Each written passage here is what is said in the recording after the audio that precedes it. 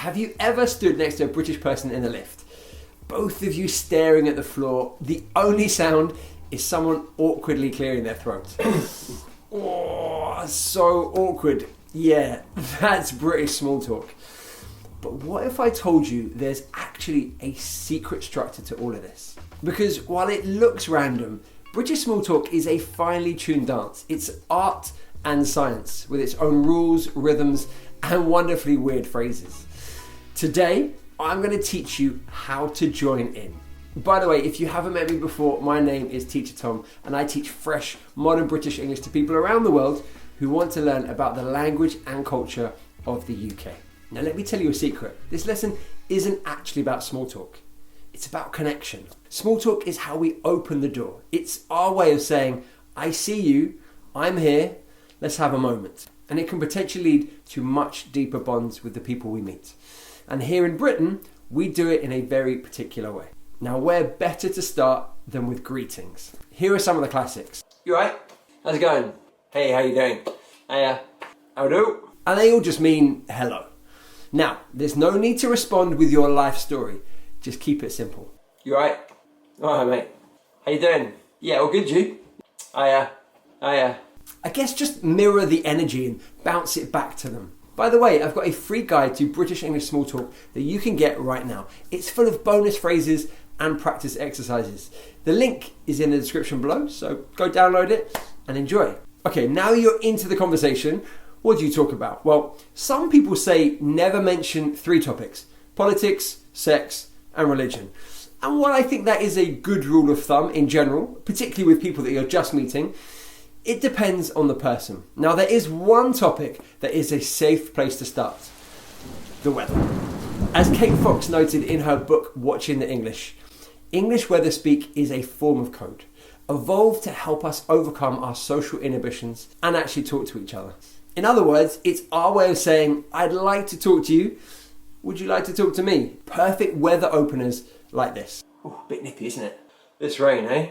Isn't it lovely today? Now, these aren't real questions, so you don't need to be a meteorological expert to join the conversation.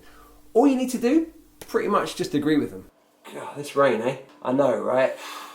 Isn't it lovely today? Absolutely glorious. Oof, bit nippy, isn't it? Yeah, apparently it's going to snow tonight. Now, why are Brits so fascinated with the weather? Well, I think it's partly because the weather is constantly changing, and it keeps us on our toes and gives us plenty to talk about. Now, the topic of weather is also an opportunity for us to have a little moan. And we Brits, yeah, we love a little moan. Not about anything too serious, just things like weather, the traffic, our football team, yeah. Now, the key thing is how to judge your response to someone's moan. We used a technique called the polite dodge. You agree without taking it any further or being too negative. So phrases like, tell me about it. I know, right?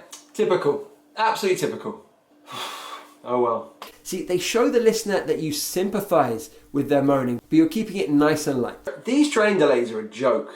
Ugh, don't get me started. The key thing you'll note here is don't actually get started. Just leave it there. I can't believe how busy the tube is this morning. I know, right?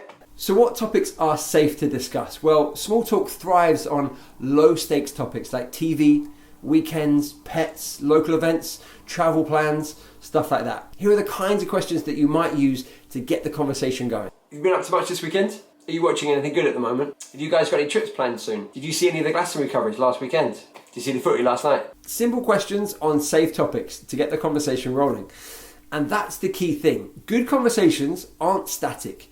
They're in constant motion. My mum always used to say that a good conversation was like a game of tennis. You keep hitting the ball back to the other person, and the best way to do that is with questions that show interest. Now, if you know the person, you might want to ask questions related to a previous conversation or get updates on their life. So things like, how's the new job going?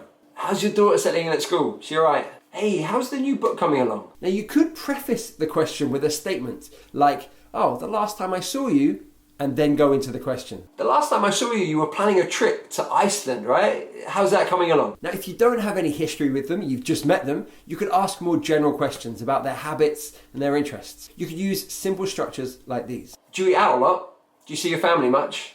How often do you guys go out for dinner? How often do you see your mum and dad? Do you ever play paddle? Do you ever hang out in Shoreditch? Have you been to Edinburgh? Have you ever tried proper pie and mash? These are all great ways to keep the conversation going. You could even answer a question with a question. I know, sounds a bit odd, right? Here's an example. Alright, how's your day going? Yeah, not too bad. Yourself? Have you been to Edinburgh? No, I haven't. Have you? This is like the conversation equivalent of an Alcaraz forehand at Wimbledon, smashing the ball back into the opponent's side of the court. You want to keep the conversation going? Have that. Have I been to Edinburgh? No. Have you? Pow.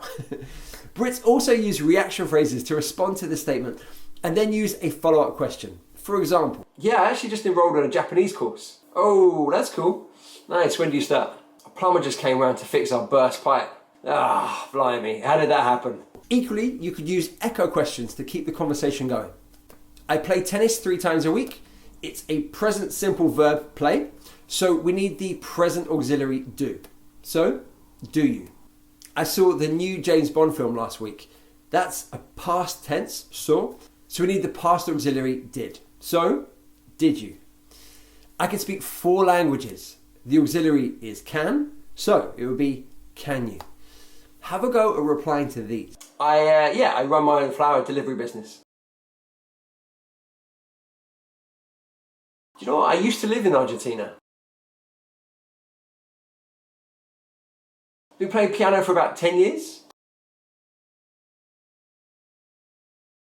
And of course, we need to find a way to exit the conversation gracefully. Brits rarely end conversations abruptly. These polite closes keep things friendly and avoid any awkwardness. Right, I better be going. It was lovely chatting though. Right, I'd best be off. It was lovely to see you. Right, I'd best be off, but it was lovely to meet you. Right, I've got to shoot, but let's grab a coffee soon, yeah? Anyway, I'll let you crack on, but let's catch up soon, yeah? Always polite, always friendly, no disappearing acts. Right, don't forget to grab your free guide to British English small talk. The link is in the description below. Go download it right now. And if you've enjoyed this video, you'll love this one right here, where we look at how to say 50 typical British English phrases correctly. The link is right here. I'll see you inside the video.